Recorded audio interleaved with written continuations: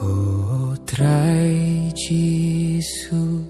tang hamehi ngashem jing su jing kmen sharum shaneng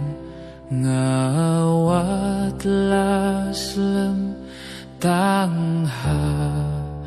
mengalashem Tangu Jisu balapin hun yaka minshim jonga jinge jingim jingman bahrau Jisu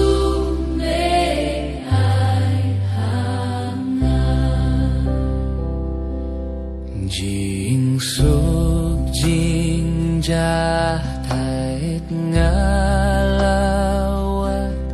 yame bun sien ngakle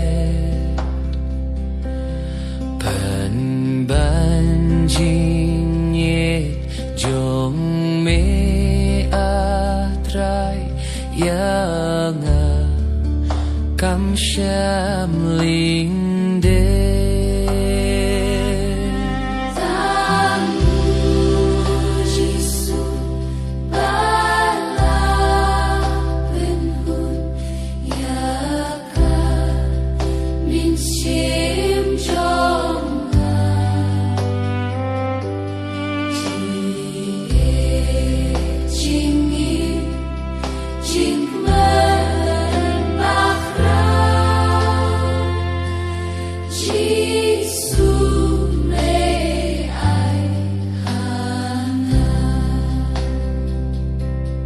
ngaju bang jing ngel pa per the ngaken taria me trai haduh jinggai bah jong me yang penlong themai Tangu Jisu balapin hun yaka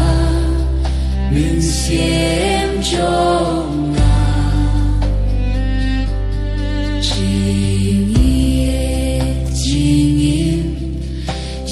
Jingman bahrau Jisu me ai hanga Tangu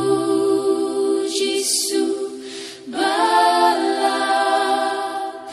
hun yaka min siem jonga Jinge, jinge, jingman bahrau